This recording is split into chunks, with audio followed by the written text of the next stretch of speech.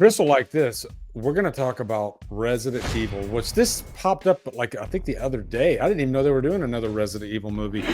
I'm not the biggest fan. I really didn't like the last one, and I love Kaya Scalaro. I can't remember how to say her last name, but I love her as an actress. But the last movie just felt bleh, not like nothing. And then you got the Mila Jovovich movies that are wow. I love the first one. Have a good time with the second one. Have a real soft spot for the third one in the desert. Yeah, and then after that, I kind of. The other ones do look good in 3D because this is back when 3D was like all the rage, and I had like a 3D Blu-ray player, and so I would watch them. Great music too by Perfect Circle, but other than that, they were just kind of like MTV videos. But the first three movies I do kind of like, but this new one, I hear they got some good talent behind it. Let's read on this real quick. Sony will release Barbarian director's Resident Evil movie in September 2026. So Barbarian director, that definitely, I love Barbarian. That's a great movie. So after 7 live action movies and a short-lived Netflix television series, Constantine Film and PlayStation Productions are bringing Resident Evil back to the big screen with Zach Kreger from Barbarian writing and directing. Several studios have been engaging in a bidding war for the project, but Deadline reports today that the property will stay at Sony. Warner Brothers and Netflix have reportedly also been in the mix. Sony, who will release all previous Resident Evil movies, will release Zach Kreger's Resident Evil in theater. Sony, okay, I thought it said Netflix. September 18th. That's a long ways away. Jesus, okay. Zach Kreger's Resident Evil said to take the title back to its horror roots, which is kind of what the last one tried to do, and be more faithful to the initial games, which I think a lot of the fans of the games are going to like that. I've been a rabid fan of these games for decades, and to be able to bring this amazing title to life is a true honor, Zach Kreger told Deadline in a statement. But this could shape up to be probably the best Resident Evil movie. Again, I do like the first 3 movies, but this has potential. So I'll start with you, Davey. Do you like the Resident Evil movies, and are you excited for this one? And let me know what you thought of the remake that came out too. I missed the Netflix one just because it looked pretty cheap and I didn't hear very many great things about it. And I didn't really enjoy the last, I don't know if it was 2 or 3 movies. I did like the first one I'm like, about, but I like the second one, Apocalypse. And then I liked Extinction as well. Like Extinction paid homage to, there are a lot of elements from George Romero's Day of the Dead in there that I really enjoyed how they sort of brought that in. There's even a little tidbit where they show like Southeast Alaska is like a good place to go during a zombie apocalypse. And I'm like, hello, because I grew up in Juneau where you can't drive out. You have to take a boat or a plane. It would be the best place to be during a zombie apocalypse. Yeah. So I thought that was kind of clever that they worked that in there. I think the video games are really fun. And I think what's most important here is those original, other than taking a couple character names and stuff like that from the video games, that original film series doesn't really have anything to do with the storylines that they used in those video games. So I think there's a great opportunity here to really go back, because again, to bring up Romero, he was going to, make the first Resident Evil movie.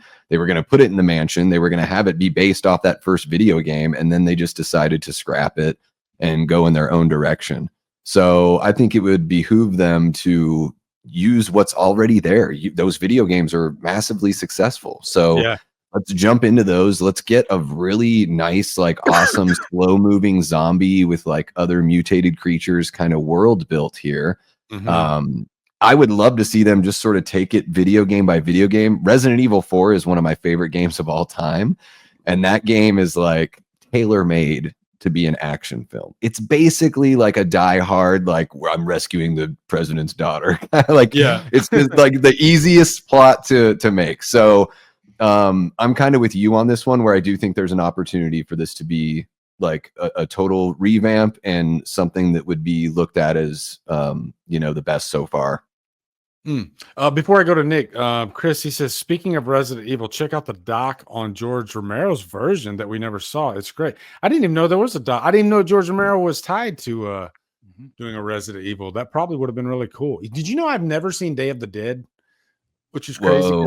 Yeah, I know. I love Whoa, dude. the two previous movies are like my two favorite zombie movies, but I've never seen Day of the Dead. I don't know. I think Day of the Dead's the best one. I think it's the best zombie movie of all time. I've heard Like, the score. For me, it's number one, and it's got some of the best effects I've ever seen in any movie. Savini like outdoes himself. Yeah, I like it a lot. It's good shit. All right, Nick, what do you think about this news? So, I mean, I think that largely bringing Resident Evil back is just a good idea. I think that there's a lot to mine there. There always has been. I hated the fact that we got one with Welcome to Raccoon City that I actually thought was solid, and then there was just kind of no continuation after that. I also feel like the Mia Jovovich ones really that series got long in the tooth. It definitely did. And I will say though, I'm somebody that I don't know what it is, but I have a damn soft spot for Retribution because that movie is basically like a greatest hits of the first three movies. Yeah. Bring back a lot of characters and stuff. Like I thought that movie was fun. It really felt like a video game. But largely it's just it's not great after Extinction, to put it mildly. And so I think it's cool, but like honestly, part of me wonders if like the audiences grew accustomed to the Jovovich ones and the style. And that's what they expect from Resident Evil. And maybe that's why Welcome to Raccoon City, just nobody cared. Like, I mean, really, that thing was like a fart in the wind. Yeah. And it did go to theaters and it made like, I saw it in the theaters. Yeah. And I was bored. So I'm just kind of like, if that's what they're expecting, like, if we're going to go more along the lines of, because I will say Welcome to Raccoon City did try to be more in line with the games than the Mia Jovovich ones did. It absolutely tried to be more like the video games. I liked it, but I don't know, man. There's just something about it that I just feel like, or maybe the series as a whole has just kind of run its course. I mean, maybe it was something that was popular 15, 20 years ago, and people just don't care anymore. I'd love to be wrong, but I'm excited. I'm looking forward to it. I'll go see it. I like Zach Kreger. I like Barbarian, and I would say I like the first three Resident Evils. Soft spot for Retribution, and I thought Welcome to Raccoon City was pretty good. So it's batting over 500 for me. So yeah, I'll go see it.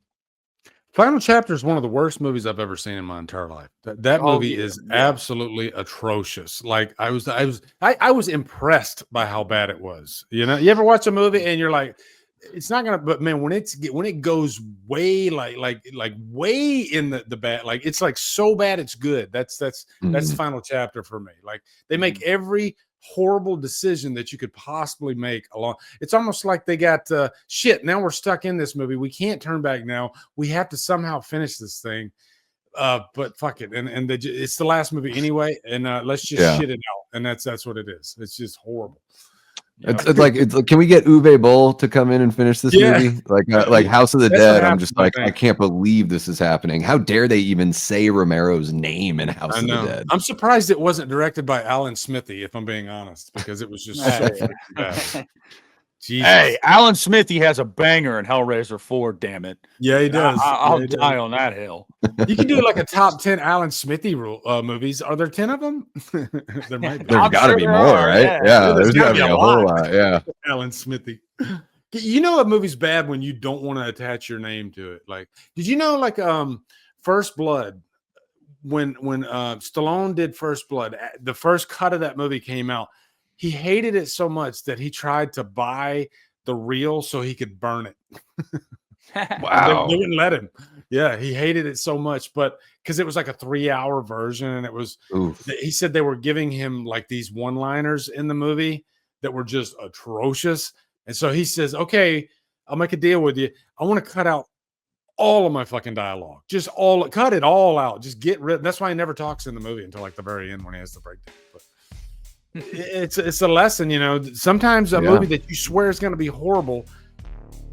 That's how important editing is. Editing can make a bad movie good. George Lucas said the first Star Wars, every scene in that movie was what was usable. They had they had no usable footage outside of what's in the movie. They got lucky enough to find some usable footage to make the movie what it was, because he suffered like a nervous breakdown. He had to go into the hospital because he's like, I just fucking ended my career. This is horrible. All his friends told him that's just unwatchable. Yeah. It is amazing how important editing is. It really, I mean, man, it's sort of like controls the tempo of the movie. It's like the drums. It is the percussion of the film. Yeah, it's like it controls like sometimes even like your heartbeat. It can make your heartbeat race. It's so vital. And it's like anything else, it's all in the edit. Like you put everything out there, and then you got to edit that to make it what it really is. Well, hello there. You just watched an outrageous clip from the Hit the Bricks podcast. I really hope you enjoyed that clip. If you want to see more clips, you can click here, or you can click here, and you can just have yourself a ball, all right? And also follow the Hit the Bricks podcast on Spotify as well. Thank you guys. Have a wonderful day.